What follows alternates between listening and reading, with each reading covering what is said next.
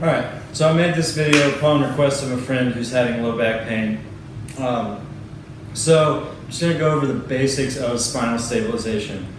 I talk about them before every example lift that I've shown you in other videos, but I've never made a video just on the importance of spinal stability.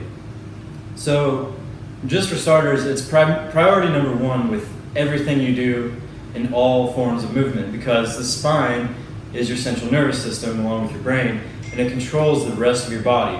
So if you suffer a spinal injury, you can risk paralysis among other things, but it's the source. So you never want to upstream cause injury. If you pull a muscle in your leg, only your leg's going to hurt. If you hurt your low back, your upper back, your neck, other parts of your body can hurt. You can have neuropathies, or like I said, paralysis, or any of these stranger radiculopathies, things like that, where not just the back or any part of the spine hurts, but it can affect the rest of your body because of the nerve innervations that run down everywhere in your body. So low back pain is very common. One of the main reasons is that your back is moving too much. It's what's called hypermobile. A lot of people will bend over to pick something up by rounding the back, and over time you're moving so much that these discs get rubbed, and eventually two articulations of the spine, like two vertebrae, can hit a nerve, strike a nerve, things like that, and cause back pain. So let's go to spinal stability. How do you go about it? What are your cues? So for me, as you can see, I'll try to show. Your spine has a natural curve. You've got your upper back, thoracic spine is a little kyphotic, which means it kind of hunches forward. And then your low back and also your neck are lordotic, which means that they come in and out that way. So the best way to bear weight is to try to line up your vertebrae as vertically as you can. And so the best way to do that is to make sure that your chin is pulled back. That's one cue. You always want to make a double chin, raise the crown of your head straight up to the ceiling, and try to get your neck as upright as you can. I don't like seeing people that squat and then crank their neck back like that. That's just going to cause cervical issues later in life. So double chin is the cue for the neck. And then the other is trying to straighten out that lumbar spine, which is hard for a lot of people because they've got that tight psoas muscle that pulls you into extension like that. So say I'm squatting. How do I line up my lumbar spine? Well, I bend my knees a little bit, which gives my pelvis a little more room to tilt back, posteriorly. So I bend my knees just a little bit, and then I squeeze my butt as hard as I can. And as you can see, here's me in a natural state. When I squeeze my butt, it kind of tilts my pelvis into a neutral position. So that's good, but you're also going to have to relax the glutes to actually fall down into a squat. So how do you hold that stance? The next step is to load your abs and try to create as much intra-abdominal pressure as you can by breathing and filling your stomach up with as much air as you can. So you see a lot of powerlifters that do that. They'll come up to the bar and you see them go and they look kind of stupid, but they know what they're doing. They're increasing that intra-abdominal pressure to make sure that there's no movement in the spine. If you take the biggest belly breath that you can, expand out as far as you can, and hold that pressure as tightly as you can, your spine's not going to move. And so the key is making sure that, it doesn't matter about leg strength with the squat. I used to focus on that, but I noticed that my back would move more because I was focusing more on how hard I could squeeze my leg muscles. That's not the case. Spinal stability is key. So as long as you have a straight spine, you should only go as far as until you feel your spine tucking or doing any sort of movement. That's the end of your range of motion for all things, not just weightlifting, but with weightlifting, that's your greatest chance of getting injured. So, setting up for the squat. I crank the neck back, double chin, crown of the head straight up.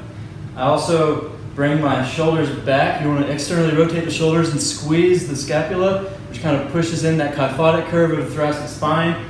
And then it also pushes your shoulders in the most stable position they can be in. And then I spread my feet, bend my legs slightly, squeeze my butt as hard as I can, take in that big belly breath, tighten up my abs as much as I can, and then I'm gonna let my glutes relax, because the first step in a squat, for instance, is the hip hinge. And so, deadlifts, squats, any sort of lower body movement, it's all about hinging at the hips.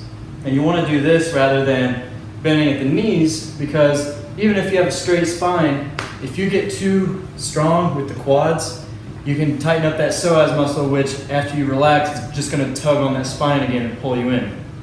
So always think, straight spine, but also hip hinging, making sure that you're bending here, not, straight with the knees, straight down to the floor. You always want to start with a hip hinge.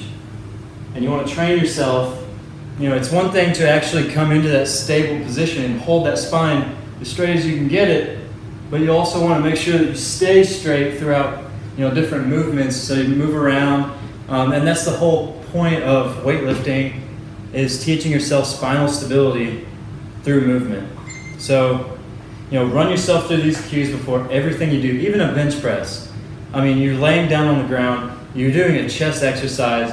You may not think spinal stability is a big deal, but the more you hardwire your brain to make sure that your spine is upright and perfectly stabilized, no matter what you're doing, the easier it's going to be to do it subconsciously.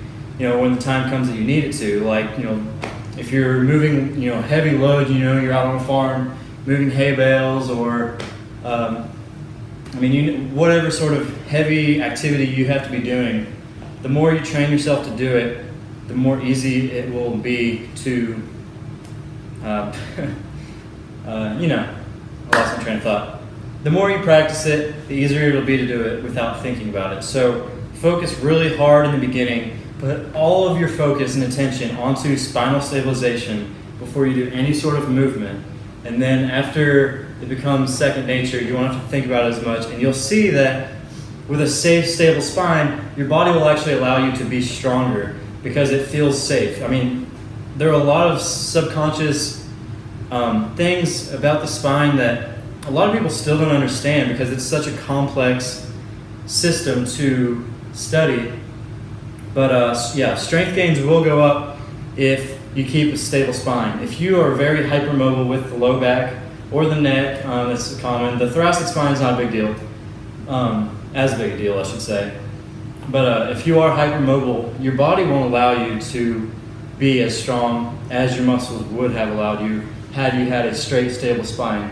Because the signal to contract any muscle is coming from the spine and innervating all the muscles in your body.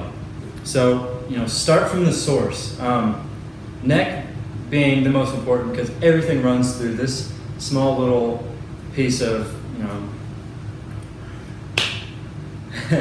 getting out of breath. I just worked out and I'm lightheaded and low blood sugar.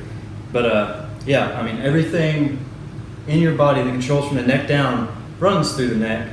So start with the neck, then start with thoracic spine, then go to low back, and as you're going through your movements, just hold that as tightly as you can. So that's spinal stabilization. Sorry for all the mess ups, but I feel like I got my point across, and a few main points that maybe don't matter as much. I'm babbling. Hope you like it. Go out and practice it, and don't take your spine and your vertebrae for granted. It is the most important part of your body. Without it, the rest of your body doesn't work. So keep it safe.